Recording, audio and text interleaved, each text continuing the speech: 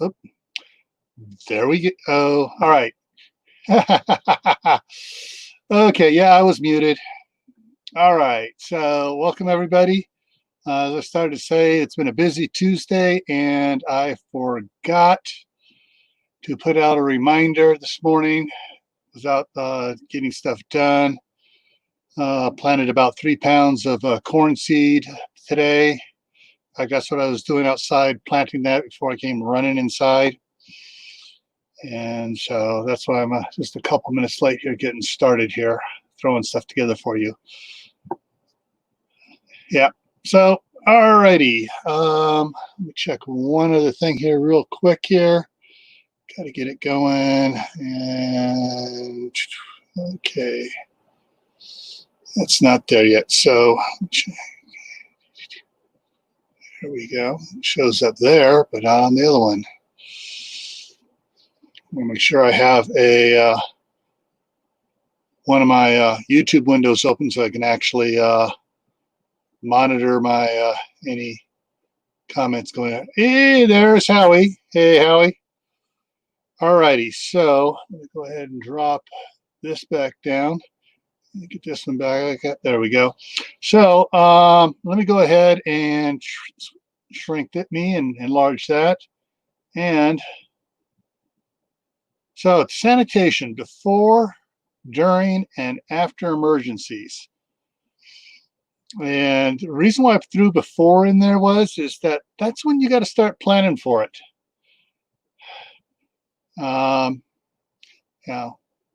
we all know the great porcelain god that everybody worships and its companion, TP. And if you ever been camping, you know what it's like to be without the porcelain god. Of course, if there's a real nice area, they have some really nice outdoor ones, which is something if you are planning on just throwing this in here, bugging out to a predetermined location, and you haven't really built much up there, the first thing you may want to build while you're beforehand is an outhouse of some sort of sanitation station. Otherwise, you may be using something like this, which can get rather smelly. Sanitation also includes showers too. Because if after 2 or 3 weeks and nobody's taking a shower, it's going to get rather disgusting. Maybe you wound up using a simple, building yourself a simple one like this. Or you can buy I'll switch you back to the shower. You can buy a simple shower one, or see this stall here can also be used for either a shower or for a toilet. One of those little bucket toilets. Then there's the old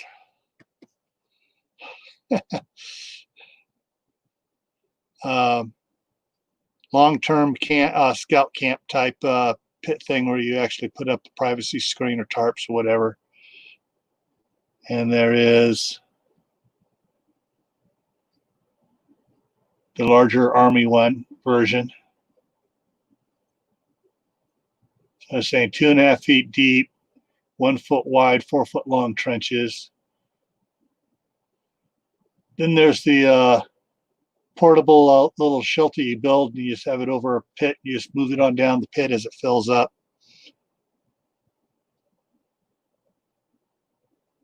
Then there's the standard.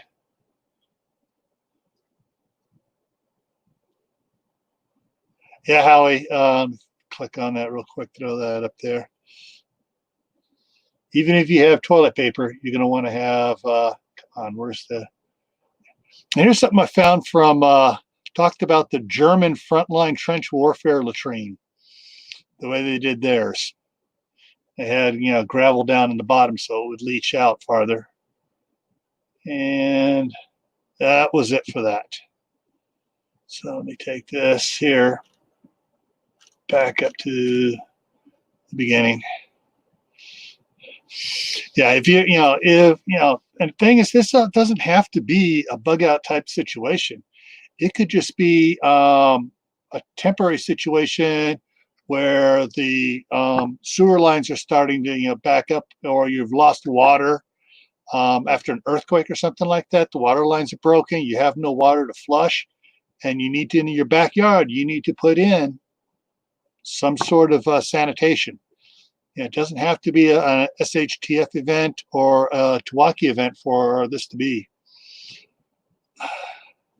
So, let's see. Butch is in here now, too. Butch joined us. Loves an outhouse. Anybody else I missed? Double checking over here. Okay.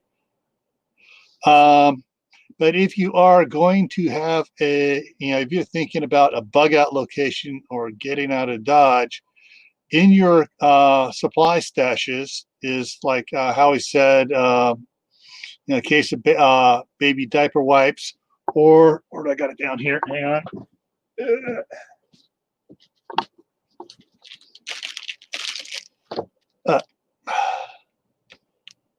The Cottonelle flushable wipes for adults, which it's not that thick. Works. Put it in your pack. So as you're going along, you can use it. Hey, Mama Z's. Hey, Fish and Loaves Life. So sanitation, like I say, it's be a number of reasons that could cause the need to put in something. It doesn't have to be a TEOTWAWKI event or an SHT event. It could just be one of those life-altering events, like a major earthquake, power out, winter storms with the power outages out, springtime, summer floods, which takes out the power system, so there's no water supply pumping in. So you may, need to plan a way to take care of things to keep everybody healthy. Like I said, it's not just toilet paper and a trench. It might be like an upper left up here, the shower. Oh, so there's a big storm in the Gulf down there off of Texas right now. Yeah, and that's it could be any sort of short emergency. It could be like a couple days worth. It could be a week. And if all you're planning for is the big old bug out for the big asteroid doom impaired earth shattering event, and you're not and you have all your supplies someplace else to do this, you may find yourself there's a great answer there. Temporary motorhome. That gives you a chance to dig a pit to dump it into if you need to. And Butch has 120 gallons of backup water for the toilet. But that only lasts so long, Butch, because what happens, well, out where you're out, you take a long time for your sewer lines to back up. Or if you're on septic tank, for that, if you're on septic tank, all you need to have is water supply. But if you're on city sewer and it plugs up and starts backing up, then you're going to have a little bit of a problem. Because I know in a lot of places, everything can't flow to the sewer treatment plant, but they'll have pumping stations. So it'll flow downhill until it gets to a pumping station, then it pumps it back up and it goes downhill then the rest of the way to the sewer treatment plant. Or it just is a pressurized line all the way through the sewer treatment plant.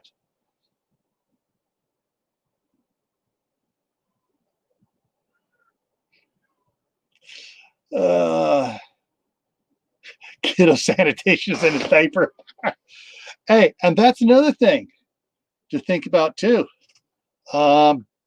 those that have kids, how long do you have proper supply for them? Now, the other thing also to consider that came to a forefront here in the last several months was the lack of TP and using other things to clean. Now,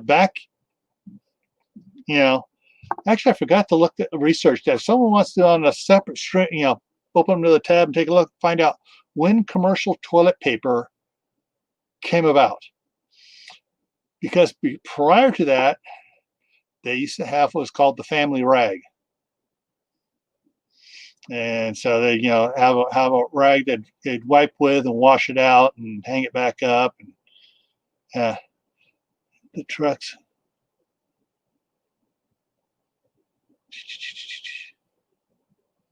Yeah. Moss and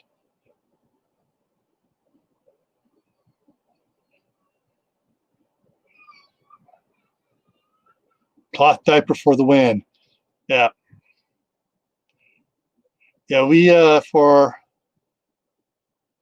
to remember how many of our kids we were using cloth diapers. I know for our first kid, we had a diaper service, so they just brought the cloth diapers in, and we do it, and it was actually cheaper than the disposables at the time. And then price of disposables came down. I'm not sure it was for the second or the third one where I think we were using disposable all the time, but we also had cloth diapers of our own. I think it was for the second one, we wound up with cloth diapers that we were using for a while on the second one.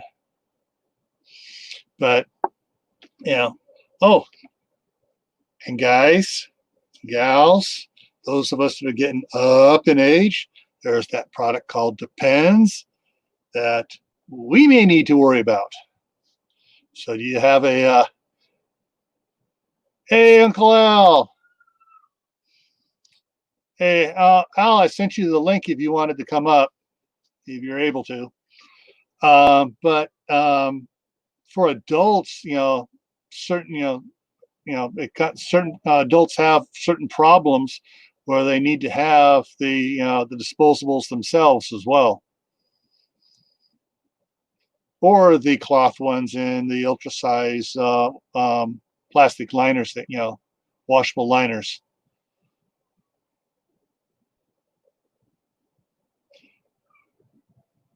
Yeah, exactly, WD. That's another thing, sanitation concern to consider about. And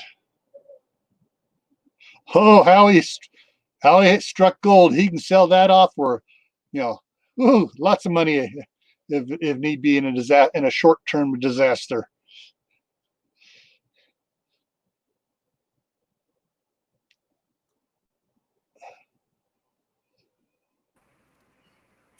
Let me get us in the right spot here, Al. There we go. And it's going to Butch at Sand Hollow says, has a septic tank soon have a generator able to run on natural gas. Be used when power goes out. Not sure if propane carburetor is the same as natural gas. They're close. They just take a little bit of adjustment on it. Yeah.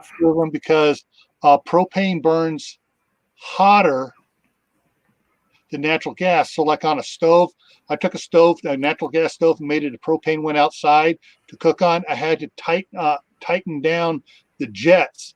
Now if I want to take it back to natural gas, I have to replace the jets because they've been crimped down, by the thing. But there are some actual just adapter kits you can do to have a generator run on either natural gas, propane, or gasoline, tri-fuel.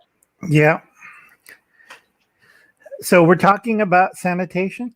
Yeah, sanitation before, during, after the emergencies, disasters, SHTF, TEOTWAWKI, anything, short-term, long-term, a couple days where the, someone, a construction company tears out the water line by accident and you're stuck for a couple days without water. Right.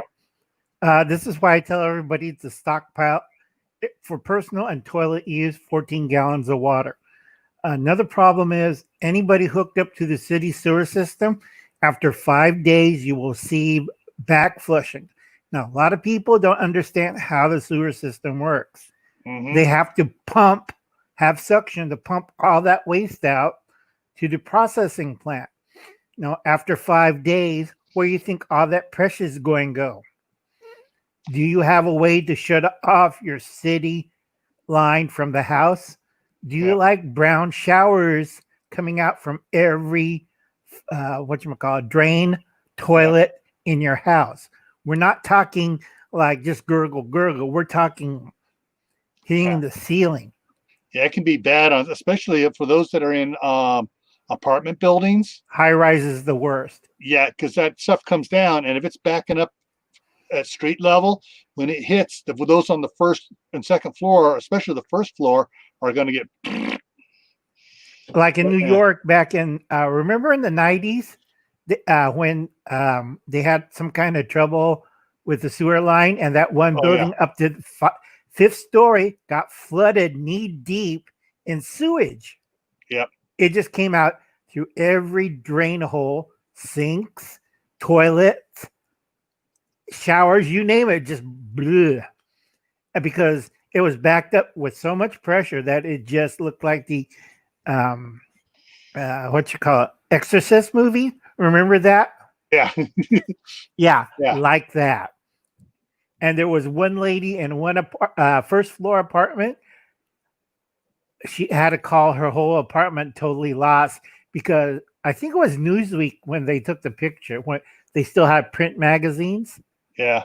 And they showed her apartment, and her TV's floating away. That's how bad it is. So go ahead, Joe. Let me show you something here. I got something. Let me throw it back up here.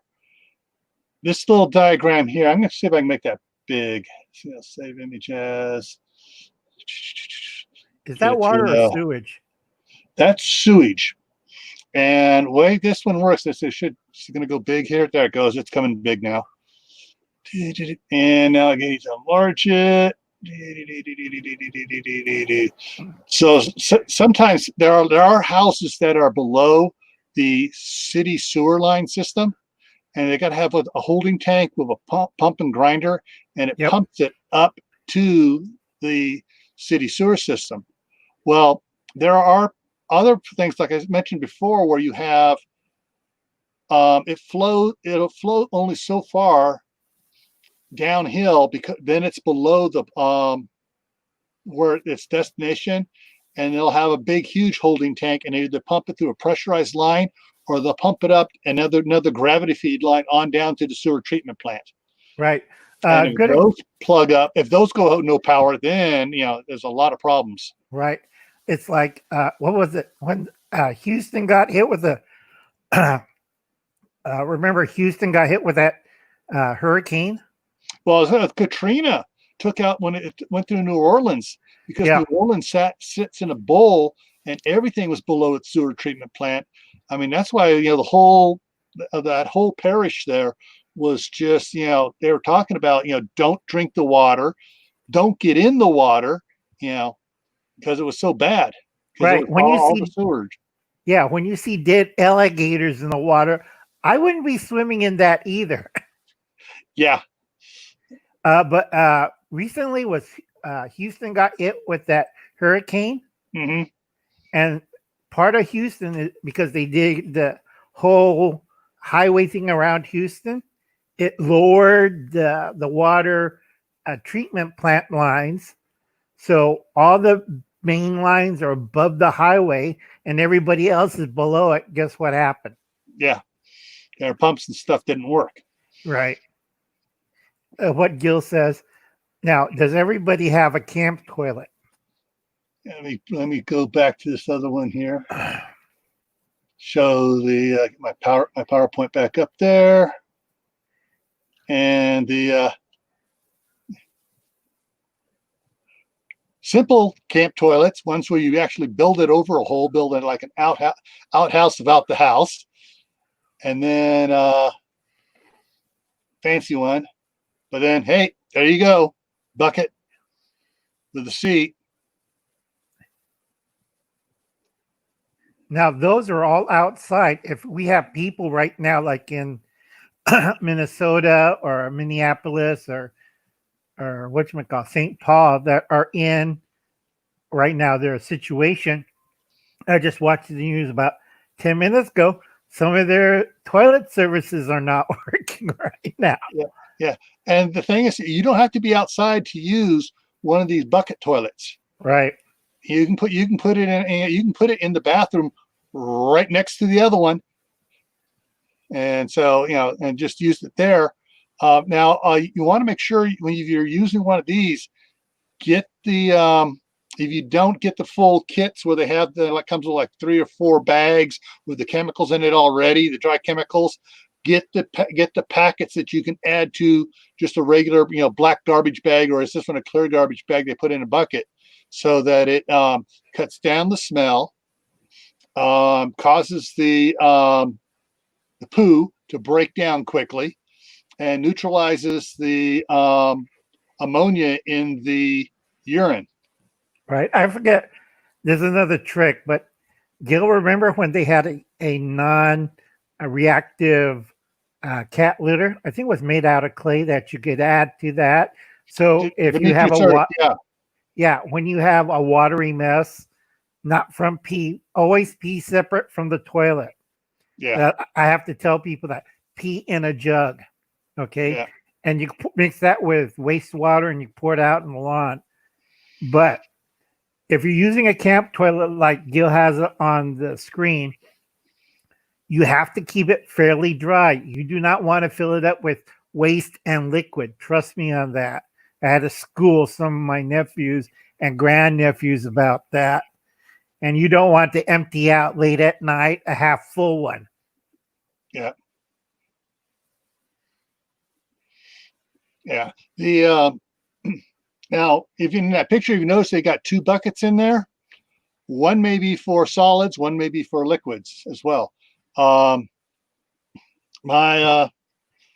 friend of mine up the street has 10 acres, and he would always be walking around, and when he's outside working on the 10 acres there and stuff, he'd just stand up next to one of the trees and water the tree. Normally, that's what old timers used to do. Free fertilizer for the tree. A lot of urea. Yeah, and they'd do a different tree. He'd go do a different tree each day, so he doesn't build up salt on it. Right. But like I said, sanitation. A lot of people don't talk about this, but it takes about 15 gallons of water to wash, clean, do waste products.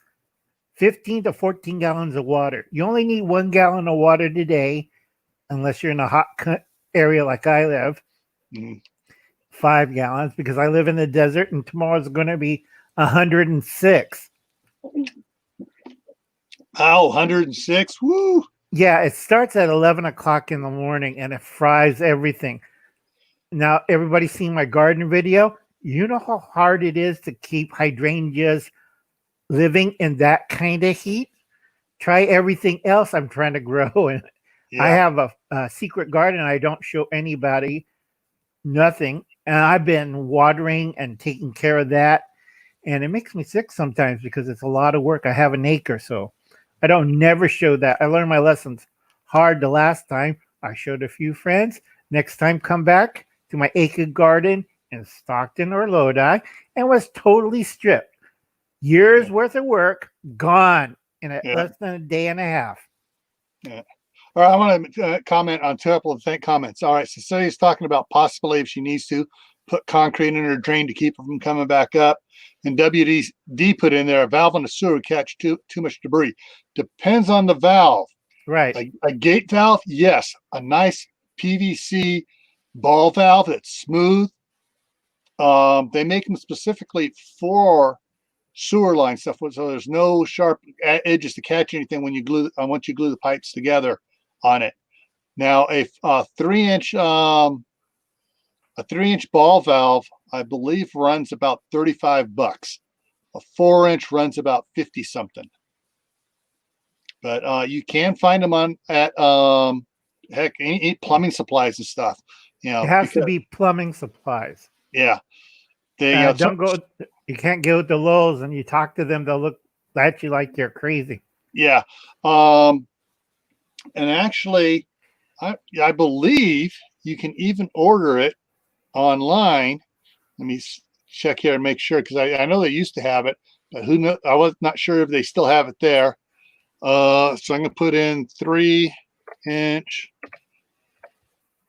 ball valve, PVC. Yep. And let me slide this right on over here so everybody can see it here. Boom. Amazon, $37 for a 3-inch, 44. Depends who you get it for. Oh, the big heavy, the special ones here, up to $79. This comes with its own union on it. So if you're actually working in a tight space to install it, that's what you're going to have to install. And so let's find out what a 4-inch, 4-inch. And it comes up as, all right, 4-inch starts at 48, 44. I'm putting 4-inch, and what pops up here? 3/4 inch. Yeah. But yeah, they have the 4-inch ones. You know, they do have them here. They do have some of the 4-inch come with either this type, the blue type top, or the red type with a big handle on it. I prefer using this type because yeah, you put 2 hands on it, and sometimes when they do stick. But yeah, that's how that goes there. They also have a backwash valve, and Yep. there's no price on it. The backwash valve is just like a flapper valve, and so basically it flows, and then if it drops down when nothing's there, and so if the water comes back up against it, it seals off. And that's an automatic one. You don't have to worry about going out there and doing it. Okay, first I gotta say hello, Will, and I'm going to answer WD's question. WD Rock Glock and roll. If you live in the city, you have back flushing. Now I have it. I think Gil has it at his old place. In California, if you have back flushing, that means the pumps have stopped. They're not pumping back. Yeah. So everything in the main line is coming in reverse. So unless you want stuff coming out every drain hole, every toilet, like in The Exorcist, blowing out straight up, you want that valve. Yeah. Now, this one here I'm showing here, this is one that goes on, that they use, the type they use on a RV or a travel trailer. And you know, this is the type you'll see on the back of for emptying out an RV or a travel trailer. So they're meant to be used a lot. Whereas these the other ones here, they're a lot smoother. They don't have that ridge inside. Like that one has a little ridge in there on the ball valve. They don't have that ridge, but it's a little bit harder to open and close than it is on this guillotine type gate valve here. The jump back here. Gil, he has a question on is that code for new construction? All right. Technically, having a gate valve on new construction, they'll say no. Now the back, this one here I'm showing now, the backwater valves, they have no problem with those being in because they're automatic. They can't block water from exiting your house. Only stops water from entering your house. And so like all right, that's a 2-inch one. All right, 3-inch backwater valve up here is $27. 4-inch is $37. The ones listed up here. The black is ABS pipe, which is what your sewer pipe is. The white ones are going to be PVC. But you can use the glue that works for, that'll do ABS to PVC. And so you can get that anywhere. And also you want 2 clean out ports, one near this one and one on the other side of the house, because a lot of people don't do it. They only have 1 port. Yeah. And that's a lot of trouble because that will back up waste in your lines. I have a neighbor that did that. He only had one port, and they had to redo the whole line. It was up to code, but how can you get from one side of the house to the other without two ports? Yeah. Now the thing that once you're outside, if you're going to put one of these in, you want to put what's called a bullhorn clean out. It's called a bullhorn because it's like the horns on a bull, and this one goes this way, this one goes that way, and they pass each other. So there's no, you're not, if you put them on like this, you have a space that you're missing. That's why they're set up so you can run a snake down this way, or you run a snake down this way, and they go past each other. And you'll want to put that before it, so you can cling back up into the house and down past that, and then you'll just put a single one right after it going down, in case, you know, that way you can, if you hit that and there's too much pressure on it, you can pop the lid on that to see, you know, if you can run a snake or whatever down there to clean it out. But yeah, that's there just has a little black flapper valve in there, and that just seals it off, and it flows down, and then the so water can't backflow, but the water going out just kind of pushes it out of the way. I'm gonna need a video to know what to do. Oh God. That'd be like a movie. Well, actually, this it's putting one of these in is not that. I mean, it's not that hard. I've put that's what I feel. This is the 2-inch, but usually you can get the cheap ones, cheap 3/4 inch ones in plastic or brass at Home Depot, Ace Hardware, Lowe's. I always put those on the inlet water from the house and the inlet water to the hot water heater. That way, if something happens that you can't drain, your water heater will not drain out, and that'll give you 20, 30, 40, whatever size water heater you have. In California, I got a 75-gallon water heater, so that's 75 gallons of water storage right there. And that keeps me from losing it in case something happens out in the street, some construction crew or earthquake or whatever, you know, damaging the line. But these things here are really, like I said, you know, it says here, let me get over on the side. Come on, let go. There we go. There's 3 of them from $44 for this one here, but the ABS one up here at the top here is $37 for a 4-inch prime. So if you got prime, you've got free shipping on it. It's $27 for the 3-inch, you know, with prime. Yeah, I know a lot of people in the chat room they have no idea about plumbing like you and me. You know, there are silicone balloons that you blow up and you'll fit into the toilet, fit into any drain hole, and it will seal it. Only problem is you better put duct tape over it because it only holds a certain amount of pressure. If it goes over 15 pounds, God help you. Yeah. Now, this is what I worked underground construction for about 15 years when I was younger. There is a thing called a line pig. A line pig is a heavy duty rubber inflatable, tube thing. It looks like a little keg the size of the pipe. And so like for a 4-inch line, you actually have one that looks like a giant bladder. I was going to say sex toy. Yeah. Okay. And it's about 18 inches long, has a valve on the end, standard valve like your for your tires or bicycle tire or car tire.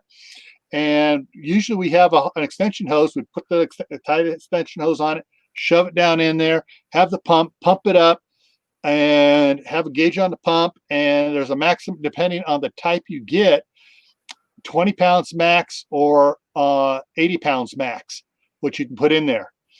The 81 that takes 80 pounds is very expensive. Yep. But it will hold a lot of pressure. And if you have the multiple cleanouts outside, you shove it up towards the house and you put it in there. That way, any back pressure trying to come up, it'll blow out the hole outside and not, come into your house. But then you got a problem with that. But if you shove it the other way, you can totally stop it from coming towards your house. And you just have to wait until it goes down. Now, if you're lucky, my house in California sits, the outside clean out sits about 4.5 feet above the street. And the manhole cover is downhill a little bit from my house. So I'm about 6 feet above the manhole cover. And that manhole cover several times has and stuff boiling out when there's a blockage down the line. And it's just, just a simple blockage. And, there'll be 2 or 3 manholes, leaking water and stuff. And fortunately, they don't blow the lids off, but it just kind of rattles a little bit. So just the liquid comes out and the solids stay in. And once they clean it out, then they got to flush the line several times to make sure all the solids are gone. Right. Hi, Anthony. Welcome aboard. Oh, Anthony, I'm sorry. You guys are going to have a heat wave, then a cold wave, and possibility of a tropical cyclone or Cylon. No, cyclone. Yeah. Ever have brain damage? Because I'm tracking 2. One heading for the Gulf states, Texas, Louisiana, Georgia, Arkansas. Is it not Arkansas? What's next to Georgia? Alabama. Yeah, those states are going to get clobbered like hell. I'm sorry, folks. I'm tracking. Gil knows what I'm talking about. I'm tracking like 5 horrible things. I was going to do a video about the blackouts, but I got a headache and I quit doing it. I just put one up, but I'm not worried about it. I don't live on the East Coast, so I have no problem. Yeah, I'm just going back over some of the comments here. Yeah, some areas are really good. The toilets are way above the treatment plant. If you any type of rolling hill subdivisions or multiple subdivisions or old construction and stuff, unless you're up on the hill, if you're down at the low spot, you can have good chance. Right. Also, Seattle has a weird composition because they keep building over the town. It's like Seattle, original Seattle, old Seattle, new Seattle, new Seattle.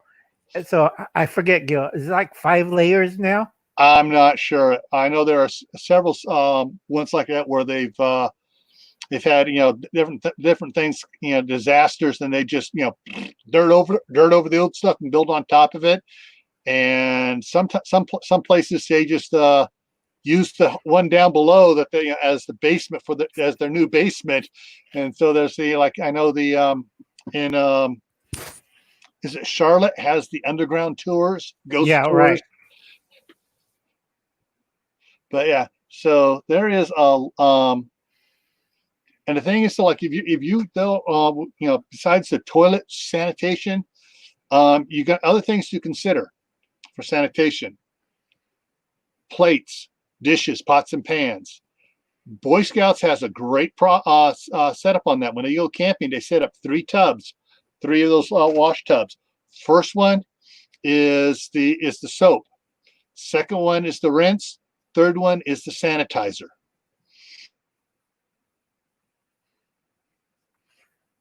A lot of people, it came originally from the Army. Remember the trash cans with 1 for hot water, 1 for soap, and 1 for a rinse. Gil, are you frozen? I think Gil froze. So we'll just wait a minute while he clicks on.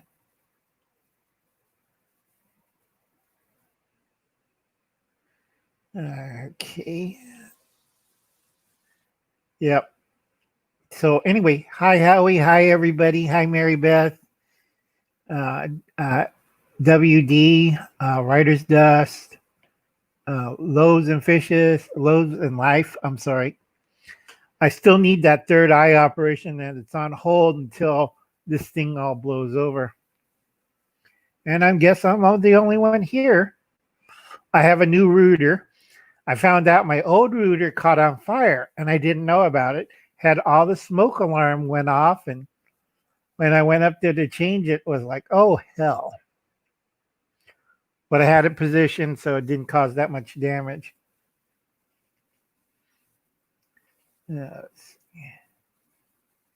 Yeah, I understand fishes and loaves. That's why I have battery bank and also a generator. I'm not taking any chances.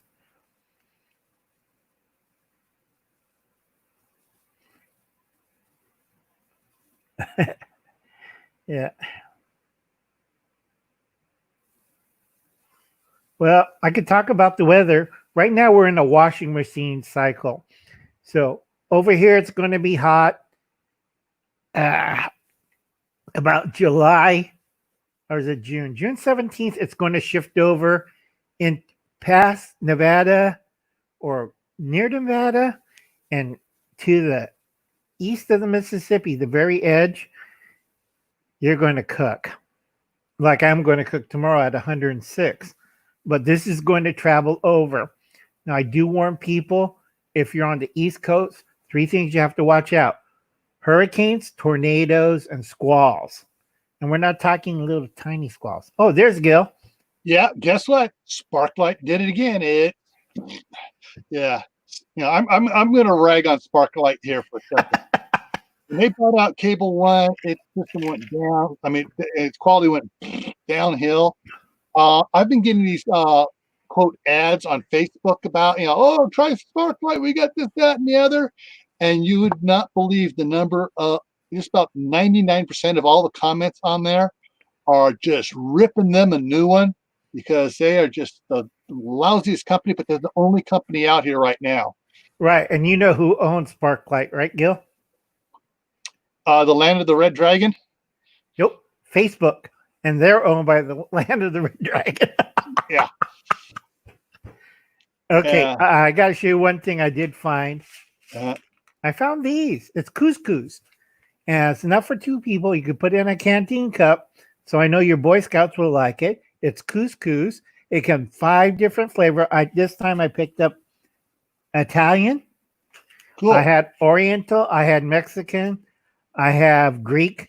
And I forget the other 2 flavors. But all you need is boiling water and a little olive oil. That's it. Yeah. Okay. 3 tub. We did cover showers, right? I see someone talking about washing. We talked about showers. You guys talked about washing machine weather while I was gone. Yes. Okay, so washing the clothes. But let me see. I'm trying to bring up something here for you guys. Whatchamacallit? Washboard in a tub? Yeah, that works too. Oh, here we go. Boom. All right. So let me throw that share screen again. I got to redo this because it kicked everything out here.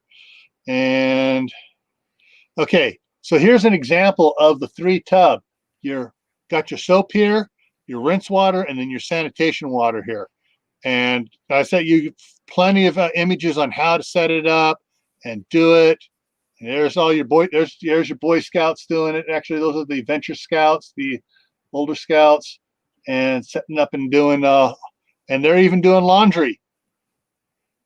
All right, so and that's all sanitation stuff you gotta be concerned about. Is besides the sewer poop and pee and stuff, you're taking a shower yourself, washing your clothes, washing your dishes, all that stuff that you figure that, think about it. What goes down to sewer line, you got to figure out some way of doing it. Now, if you do your stuff right for washing your clothes and washing your dishes right, you reuse that water on the plants.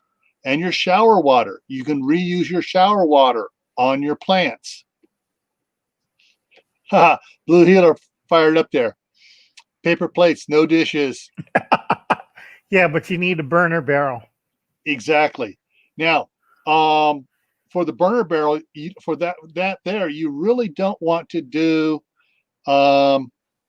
plastics because toxics come off of plastic. And if you have metals, or you have the plastic sporks, the good heavy duty camping ones, those are easy to clean. Don't take much water to clean. And heck, you can even just if you have the pure alcohol wipes, you wipe it off, and that takes care of it. But yeah, there's a lot of things to consider sanitation wise that most people do. Because you say sanitation, first thing pops in most people's minds, oh, I got to have a poop bucket. And then there is something else here that, guys, we don't really think about most often. It has to do for the ladies. They have monthly sanitation needs there as well. I think I did one on my first aid kit. You always carry a tampon, a pad type for all women, because I tried it with the insert one and I got, oh God, never do that again. Not for bullet wounds and stupid stuff like that. No, it's for ladies' hygiene. And if you want to hear hell on earth, you should bring up the wrong kind of insert tampon. I had one girlfriend nag me for 14 days. Yeah. Yeah. And so, natural disasters for, sanitation don't have to be long term. They can be short term for, a week, a couple days, a couple weeks, maybe a month, depending on how bad you are. Of course, if you were in like New Orleans, that's going to be several months. Because if you're in an area where everything is below the flow line anyways, and everything is pumped out, there's going to be problems, trying to get everything fixed. Okay, what is paper plates is right, and I save up plastic, I know. And most wipes are of the tray. Okay. Yeah,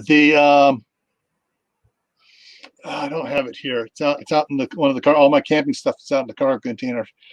But yeah, they have monster sporks that are about this big. Seriously, I mean the fork on it almost looks like a meat serving fork on it, but it's got a good sized spoon on it, about the size of a small serving spoon, and the knife edge on it works really good. But they come in different from the big monster ones to the little itty bitty ones that you're like, really? Gil, before we go on to the next hygiene thing, I'm going to get it out of my closet. I remembered this from Will trying to put it up, so I'm going to get it real quick. All righty. Yeah, and when it comes to disposable stuff like Depends and baby diapers, you may want to just for safety's sake, get a couple extra plastic trash cans that you can store stuff in normally, and that way you can double bag those and put the sanitation stuff you can't do in a burn barrel or a burn campfire out in the backyard, to get rid of like the Depends, the disposable diapers and stuff like that, and the bags from your camp toilets. That is, if you're not doing a trench line, like I showed there earlier. And let me think real quick. So I'm going to put this back up again real quick. So once again, for those who didn't see it, I got different ways you put a tarp around it for privacy. You have a wet pit, which is basically where you pee, and you have the dry pit where you poop. Yep.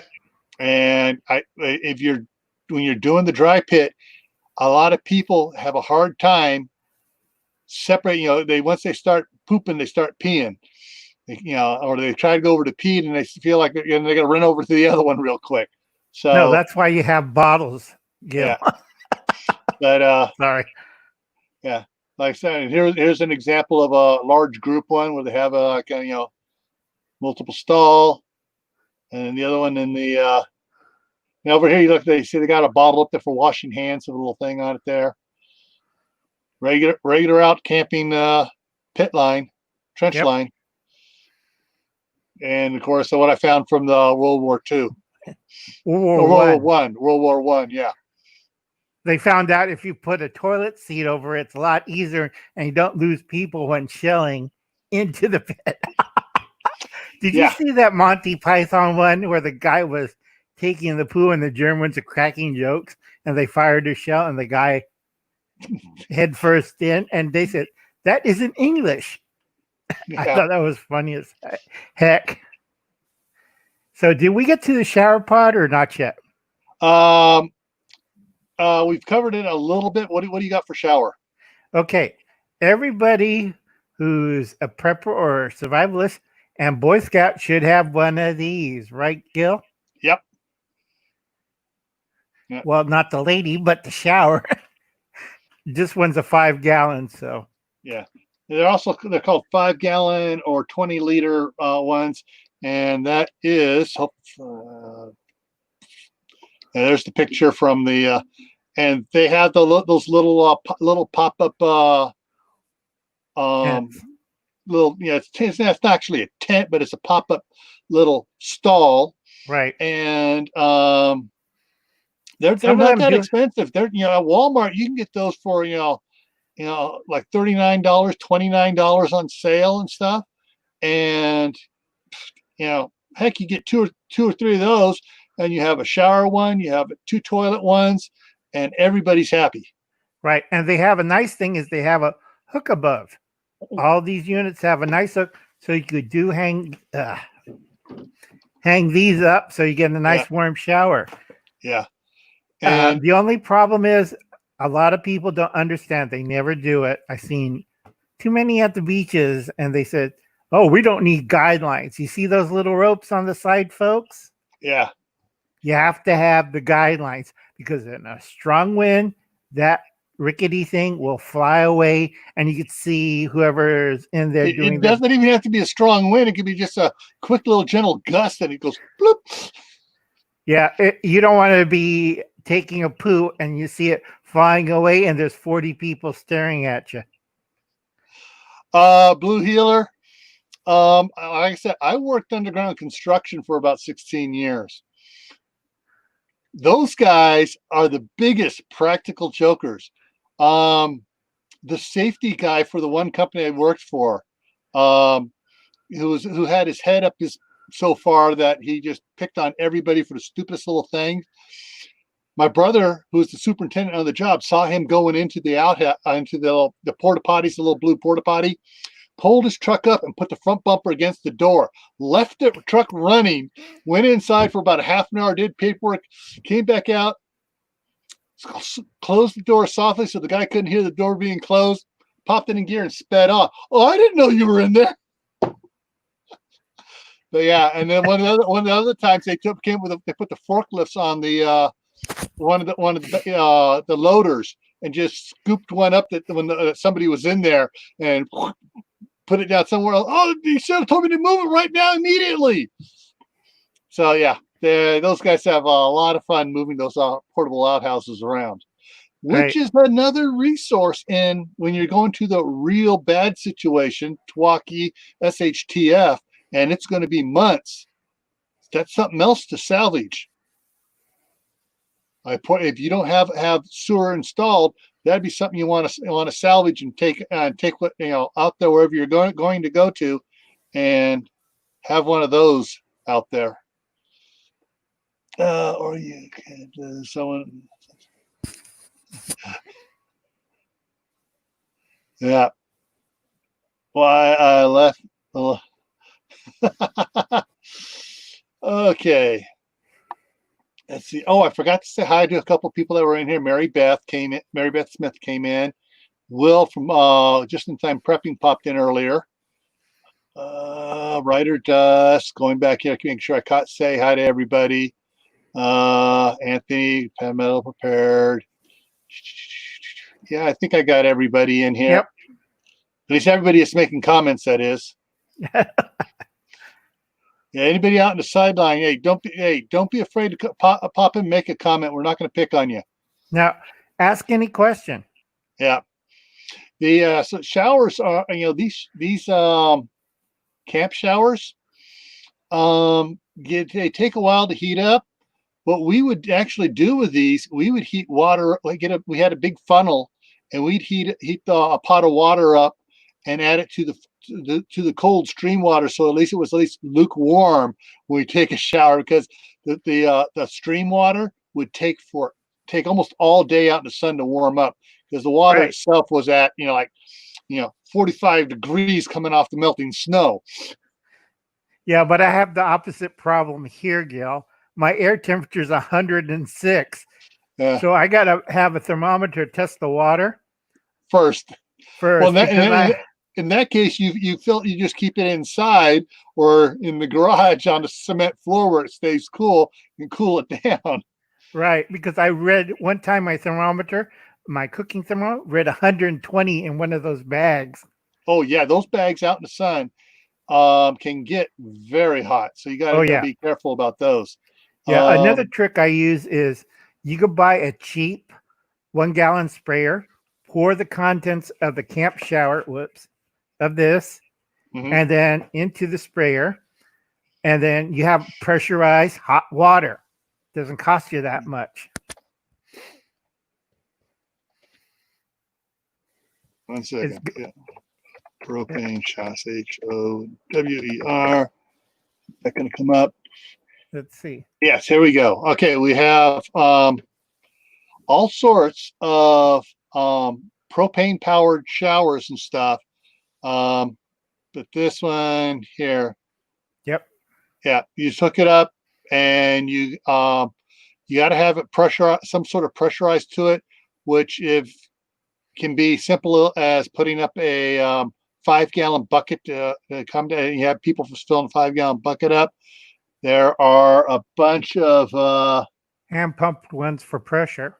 Yeah, there's a little hand pumped one or a little electric pump on it to pump the water through it, and it heats it up and creates a shower that way there.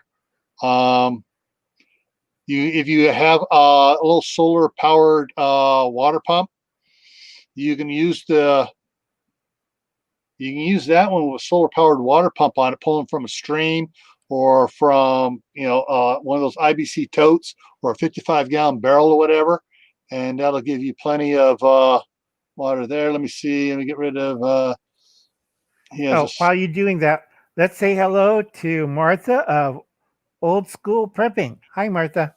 Hey, Martha. Now, another thing, after we're done with the showers and stuff, and you see all the versions, even the pump up one, I think it's in the middle. The stainless steel one with the little green bottle one. Yeah, that's the your standard little heater underneath of it. When you use that one, do not put the pump and close it. It'll create pressure. After the water is heated, then you put the pump unit in it. Yeah, you get your water heated up first. Make sure it's at the temperature you want it at and not too hot. And what's this other one here? It's a whole kit there where you have your pump, your thing, everything there. So there's your, so you can run it off of your car. Right.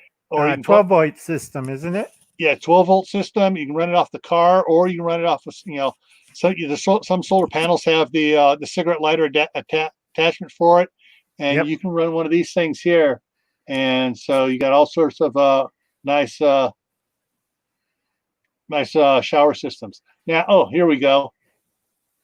They have it hooked up. You can't hardly see it here, but there's down here, this trash can now down near the bottom. They have the outlet for it to pull the water from. Yep. And so there are a lot of different things you can do, different systems out there for heating up water for showers, so you're not taking a frozen shower.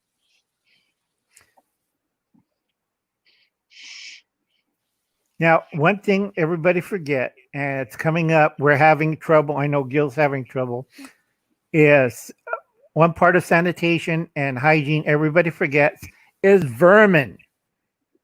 Flies, fleas, mosquitoes, no-see-em, ticks, Gil knows what I'm talking about. Ticks. Yeah.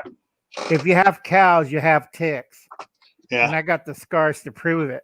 Or deer, if you're near a lot of deer and stuff, you'll have ticks in that. You'll be out on the edge of like Anthony's property backs up against a wilderness area, and so you have ticks. Now you talked about flies, keeping flies away from your stuff. A simple one of these type jugs. I'm gonna try to get this close so you can see what I did right here. See if I can get to focus on it. So I cut that small little hole. And basically the flies can crawl in there because the points of it basically make it cut an X in there. And so the 4 points are pointing in. The flies can crawl in. They can't get out. And what you do is you put an inch or so of water in here and put some liver works great. It really draws the flies. Oh, yeah. Any type of fat trimmings or something in here. And the flies will go to this. And you put this at least 20 feet away from your cooking area, and it'll, you put several of them around it, surround it, so it draws the flies away from your cooking area. And so that's one reason to save these. And I'm going to be setting some of these up outside here in a little bit because we're starting to get flies outside because we have our neighbors have cows and pigs and stuff and goats. So I'm getting ready to set some of those up, and I'll be doing a video on that here in the next week or two. Yeah. So anyway, I seen Anthony and Howie talking about chickens and mint and stuff. Yes, they're effective. The most effective one I know, you grow a lot of mint, and also you have guinea hens. Guinea hens will hunt down any kind of tick. Yeah. Yeah. True, Howie, if you're out near the country, but if you're in a city and you're setting something up in the city, you're not going to have to worry about bears. Right. At least not down here, and probably not on your island either. You probably won't have to worry about bears there either. Right. I have a weird situation where I'm living at because we have irrigation canals, so we get swarms of mosquitoes. Yeah. And if you want to see something horrible, you go throughout like a rice paddy where they grow rice or soybeans, and you see all these irrigation fields. Wait until dusk and see about like black clouds. Birds. It's clouds of mosquitoes. Yeah. Oh, we didn't cover mosquito netting, did we? No, we didn't cover mosquito netting for protection. But yeah, when you get to sanitation covers more than just the other. You also got to, you're getting into health protection as well too. And if your neighbors aren't practicing good sanitation and they're drawing flies and mosquitoes and stuff, you're going to need protection to get, for yourself, because mosquitoes will pass all sorts of diseases around. Yes. Like in California, we still got what? Yellow fever and what was the other thing? I can't remember. It's still transmitted. Yeah, I know. It's with the birds and stuff. Right. Having a brain fart here. But yeah, if you find a dead bird, you're supposed to call the or you wind up with one or two dead birds around, you're supposed to call your county animal control services or health department to check to see if, I'm not sure what type of I can't remember it. It's not bird flu. It's something else. Yeah, West Nile. West Nile virus. Yes. Yeah, it's West Nile, folks. You have to be really paranoid on that, because people confuse it with coronavirus.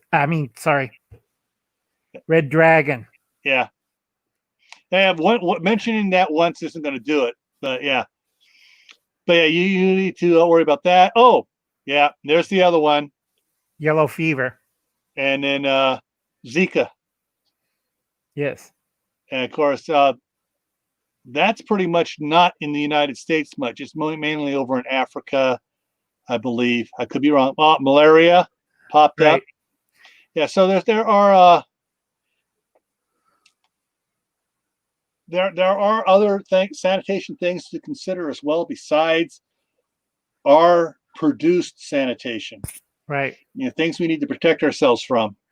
Also, folks, make sure you have good window screens. Check, like I did in the hot weather last week, check all your screens for openings and holes. Less flying insects in the house. That's a big problem in third world countries. They don't have screens. They don't have, it's like in the old houses, they used to have curtains over the window that's like mosquito netting. Yep. They had those, and you didn't get the diseases we talked about. Yeah. And one of the interesting things, even out on emergency stuff to help protect keeping flies, mosquitoes, stuff out of the house, it's called an air curtain. You can buy the big fancy ones that go over the doorway and the fans, and it blows the air and keeps the flies on it. Or you go to Walmart and you get yourself a box fan and some brackets and some bungee cords. You mount it over the doorway, blowing down and away, and it'll keep it'll keep most flies from making it into the house. And Anthony has the fly strip. Yeah. The as far as for your composting stuff, we have the bucket we have has a lid on it, and so the lid goes on there so the flies and stuff can't get to it. What else here? Just checking out on the side chat here, see what any other good stuff was mentioned there. I think we covered everything, including diseases. Yeah. And ticks and flies. Oh, rats and mice.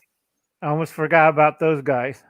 Yeah, especially like if in the summertime, if you lose power and you have no AC to cool off the house and you're cooking outdoors, the smell is going to, because basically, I mean, how good you are, something's going to get spilled, and it's going to be on the ground, and that's going to draw the vermin. Yeah, in and around. Now, what's the things you don't have? It's not just mice and rats.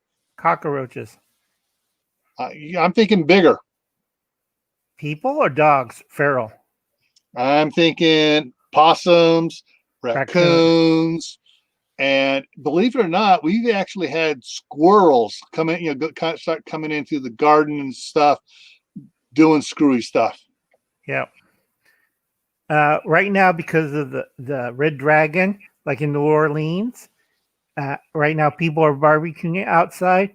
Rat bite fever has gone up by 40% because the rats didn't get their food from the restaurants. All the restaurants are closed because of red dragon. So what do you think is going to happen if you're living in a suburb near the city center where you have hundreds and thousands of starving rats? Yeah. Hey, Courtney, Wide Family Farms in the house. Christy Betts in the house too now. Yep. Hi, guys. So I'm going to fire this PowerPoint back up here again. So you guys take a quick look at, take it back up to the beginning here. So everybody can, those that came in here, and this is what we've talked about so far. Before, during, after, emergencies, disasters, TEOTWAWKI, SHTF. So let's go down. So, hey, have our standard toilet, which everybody has, our porcelain god. Everybody here has a porcelain god. And Uncle Al has a special one. It's called I have a bidet. I'm going to do a video on that. I hate that thing. You know how much it cost me to install that pig? I don't have the lighting. Yeah. And actually what they have is on some of them have to have the lighting now. I saw these things. They have the germicidal ultraviolet lighting to clean help clean the toilets. So everyone worships the porcelain god, and of course its cousin TP. But if you're out, you can camping or whatever. Everybody's has done any significant camping has used some outdoor stuff like pine cones. Yeah. And if you got a real nice campsite, they got the real nice one here with the the combination toilet shower in there, and you come out and you got this. And what I mentioned on this, those came in here later, is that if you have a bug out location that you can't spend a lot of money on, the first thing you should put up there is a big pit toilet or a sanitation toilet where you actually have a septic tank and a drain field going off to the side, and a shower. And see the next one here. This is a simple camping one here where you have the buckets, and this is one of the little pop-up shelters you can get for anywhere from $29 to $79, depending where you get it at. And remember, folks, anchor with ropes and tie downs. Yeah. This here is a little homemade shower stall. And I just noticed it. You look down on the bottom down here. You see the brick. Keep it from blowing over. And then where they built a little box over their pit toilet they dug out there. And so they made a homemade little outhouse here for disasters. And of course, this type of little thing can be used both for toilet or shower. And then we get to the trench line stuff. Yep. Now, have you noticed we got the entire area surrounded here with a privacy screen? They have the wet pit for peeing in, and they got the dry pit for pooping in. And then they got a wet pit out front for washing. And this is a military style one where they have a bunch of them lined up in there. And then they have the one where they actually move the little compartments there along the trench line. They see over here where they got the dots where they're going to be digging out the next ones as they go along. And then here's your standard simple out in the middle of nowhere type one. And one from World War I, a schematic of the Royal Engineers to show the configuration of a German frontline trench latrine. The guys are hanging on. They're just off over the edge. And go over here, yeah. So we covered pretty much everything. We covered vermin, washing. Did we cover soaps? No, we did not cover soaps. We kind of touched on it when we talked about the washing pots and pans, about having your soap for washing, your rinsing, and then your sanitation bucket or tub for sanitizing after you rinse the soap off. Make sure your stuff stays clean that way. Okay, guys, if you're doing laundry, hand washing, you got to have borax. Gil knows what I'm talking about. Borax, vinegar, field soap, or I can't pronounce it. Yeah, that one, and also the bar one. Falls Naphtha. Right, and then there's another one still for harder stains. I can't remember the name. I don't think it's lava. It's the other one with pumice inside. That's so lava. Lava has pumice in it. Yeah. Yeah, but there's another one you use for clothes. Yeah. And I use lava on clothes that rips holes.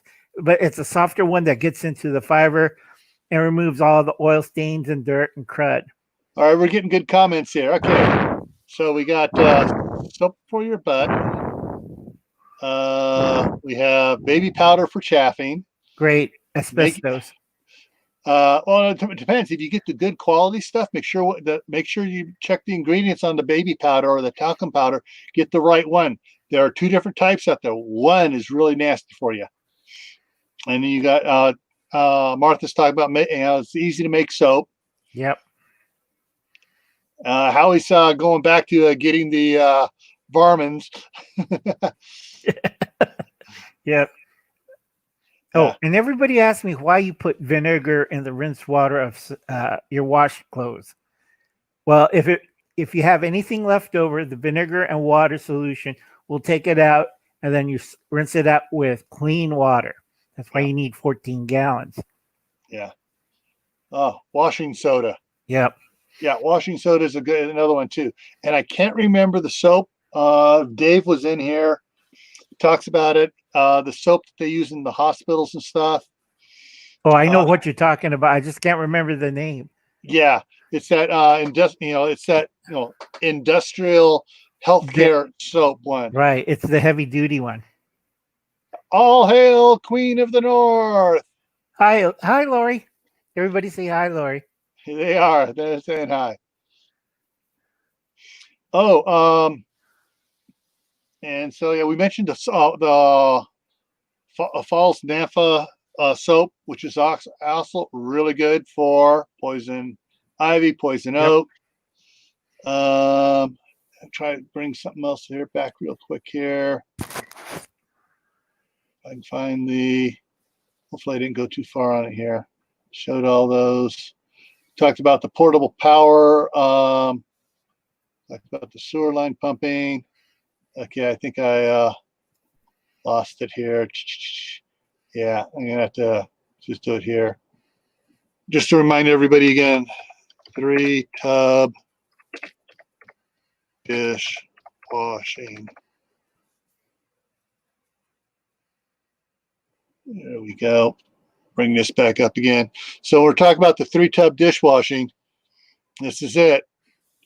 You scrape it, the everything really clean best you can before you even get in here, and then you have your soap, you have your rinse, and you have your sanitation. Sanitation usually is like a bleach solution, a couple drops of bleach in there, or you can actually buy some crystal stuff that you put in there, and it basically it kills all the germs and stuff. So when you're all done, soap, rinse it off, and you dip it in the sanitation solution just in case you missed anything. Right. I think they also now have effervescent tablets for the bleach solution. You throw in a couple of those, and it bubbles. And once it's done bubbling, you dip your soapy dishes to clean it off and stuff. Yeah, but yeah. So I mean, when I was even at the one, they have 3-compartment sinks that are set up the same way. Soap, clean rinse, sanitation. Yep. And so it's that's most commercial things. That's what they have now. They don't have the machine that they run it through. Right. And for a lot of people, if you have kids and you have a lot of clothes, don't forget roller that fits on a table. You run the clothes through it, unless you want to get washwoman arms and do it. Whatchamacallit? What's that disease? Corporal tunnel syndrome. Corporal tunnel, yeah. Yeah, you have to get a roller.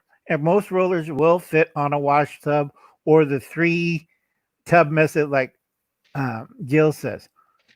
Let's see. Should be roller in there, isn't it? Roller. I'm going to look up and see what it pulls up with this. Yeah, there we go. Here we go. You got different type ones here. You got the actual one that sits on the edge of a bucket, and then you got freestanding ones you can run through. They have a new one. It's right next to the old one. There it is. That fits on the bucket. That's Amish. Go up a little bit past the white one. There we go. Yeah. That works really good, folks, at the price, and it does fit on a tub. Yeah. So, and it's got you can see it. It's got a the threaded bolt with the big wing nut on it, so you can tighten it on whatever type, however thick you put it on. Looks like it'll fit over a door even, a 2x4 type thing. But yeah, there are there we go. There it is. A backed off view of it. That's the one. So you run stuff through and you rinse it. But yeah. So there's something to consider getting for your off-grid off-grid clothes washing. Right, and don't forget we need racks and clothesline. Yep. Now the Scouts built a teepee rack, right, Gil? Well, actually, what we did for as far as clothes and stuff, they you put your rope around the tree, but you don't put it around the tree plain. You put a bunch of sticks in there so it protects it, so it doesn't bind down on it and damage the outer bit on the stick. So you have the sticks and you run it over and you just run it through several trees like that, and you can do several layers. and you put like your socks up above and underwear, and then the towels down below and pants. Yep. But there's that way the lines are closer together at the top because you have your socks and stuff. You have a little bit of space to the next one, and more. And that's easy way of doing it. You can Lone also, Star. huh? I think Lone Star Prep Stitter put up wringer and washing attachments. I think I can't see it. Sorry, back up a little bit. Now, let me go up here. Yeah, Kathy put it up there. Oh, cool. There's the link, everybody, for the one on Amazon. And I'm going to have to go in there. Wringer washer. Okay, so I have to go into Amazon and check it out. See what they got here on it. But yeah, there's because right now I got an extra washing machine out in the cargo container. It works fine, spins really good, but it just didn't like pumping the water out. So if you have it outside, just lay the hose down towards the garden, it'll just drain right out just fine when it goes to pump. And hook the generator up to it. I like Anthony's. Beat him on the rock. We're not going that far in prepping. Anthony, a lot easier to have wash tubs and boards and a plunger.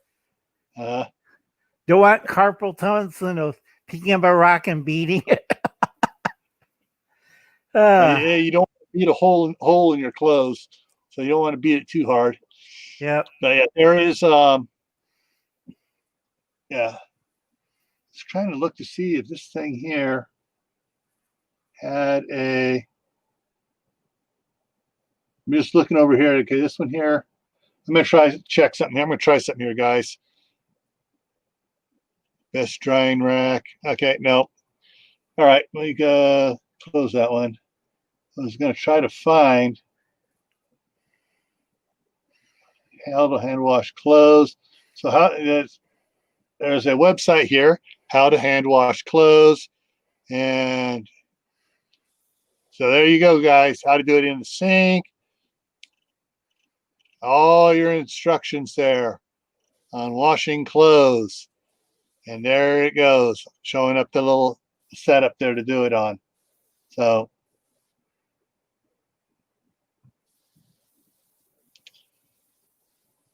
all righty.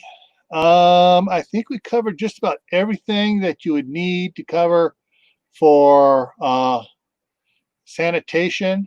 Hygiene. We've covered feminine hygiene. We talked about shower for personal hygiene. You get a tub for washing, your hands in and stuff. And you don't have to use a lot of water. That way you can hook up if you have like an old water dispenser with the thing on it to push on it. That way you just get a little water out, and you can just you don't have to use a lot of water to wash your hands. Get your hands wet, soap it up, and just a little at a time to rinse your hands off. Or we go old school with a wash basin and a pitcher. Yeah. I like WD's thing here. Somebody wasn't properly trained by their mother. No, I have a rig with, if you have a wooden fence, a privacy fence, you could put up two laundry pulley wheels and space it out a little bit away from the fence, and you rig it up with a wire. I have one in my backyard, and I use it still because I don't like to pay electric company money for running my dryer during 106-degree weather. So I just stick the clothes out for an hour. It's dry, or fish, or whatever I'm putting on the clothes line. Fishes is taking off. Her son did it again. Had another sanitation problem. When we first bought this house, down in the basement, they had clothes lines strung across down in the basement, where they would hang clothes up to dry down there. Right. Didn't they have like a furnace down there? Yeah, there's a furnace down there, But I mean, where they had the clothes hanging up to dry, it's like we were looking at it, it's like it's so damp down here already. You don't want to bring clothes down here to do that. But But in the old days when they had coal burners and oil burners, that's where you hang the clothes in because they had heat. yeah, a lot of heat off of them. A lot of people, when I told my sister, did you fill up your fuel oil? This is the first time she lived in Denver. I asked her, did you fill up your fuel oil tank? And she talked to me like I was crazy. I keep telling her, no, go look in the backyard. There's a fuel oil tank. That's where you fill up for the furnace. And she said, we don't have gas. I keep telling her, it's not gas. It's an oil burner. Try to explain that in Japanese for 45 minutes. Yeah, that is a problem with clothesline is during the pollen season. Yeah. That's where if you have a garage and you have a multiple bay garage and you're not using one of the bays, that's where you set up your clotheslines during pollen season. Right. Another trick is if you want, you can hang chains and put rods up in the multiple bay garage, and you can hang things not on a line but on a post, a long rod. Yeah, they have those collapsible ones you can use in your house when you delicates. Yep, yeah, for delicates and for hand towels and bath towels, so you don't have to so they don't get folded up and hung on that little rack. Actually, right. Get possibly get mildew build up sometimes. Excuse me. Yeah, there are a bunch of different type of racks for drying stuff on as well. I think we covered everything, right, Gil? Yes, we covered everything here really good. And okay. And so, yeah, so it's been a great one. We had a lot of great information, a lot of great comments off there on the side. And Kathy did it again. There's the drying rack at Amazon. Yeah. Foldable drying rack. It's the wooden metal one or the wooden one? I can't remember. I not sure on that one. And I think it's a 3-tier by the number because I bought one for my grandnephew. Yeah. All right, Mary Beth. See y'all later. And let me do one quick little thing here. See if I can foldable dry rack. Thank you, Martha. We try to cover all bases and not sidetrack. Yeah, okay. Oh, okay, here we go. Yeah, so they got the wooden ones, they got the metal ones, they got the plastic coated ones. So there's all sorts of different ones that this one has like clothesline in between it there. Right. It's based off of old ironing board method. Yeah. So yeah, there's a bunch of different ways you can do it. All sorts of different ones, collapsible ones. So really great stuff there. Right. We covered everything from hand washing to body washing, vermin, washing clothes, sewage, plumbing. I think we covered everything, didn't we, Gil? Yeah, we covered everything. I can't think of anything else you have to be careful of. Yeah. So one of the things I really would like to have everybody, everything we discussed here, I should have just mentioned this at the beginning several times through it. Take some notes down and think whatever else you might think of. And, you can make comments later on when, tomorrow, if you think of something else, just go back, bring it up for a minute, type in a comment in it, and let me know something else to add to the next time I do this next year on this one. Oh, yeah, Cecilia, Walmart has some of those cheaper than Amazon.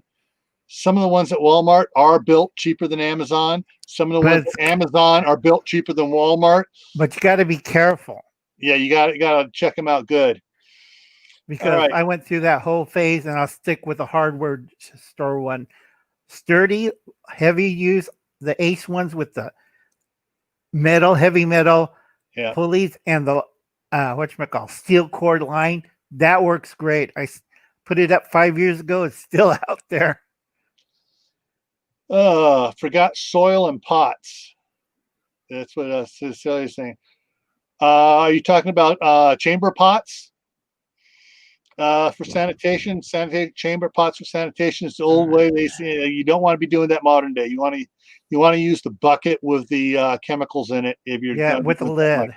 With the lid, and you just go ahead and put that in your bathroom if you're, if you now, if everybody, if everybody remembers their history, they used to have chamber pots and spittoons, and those were the second leading causes of disease and plague.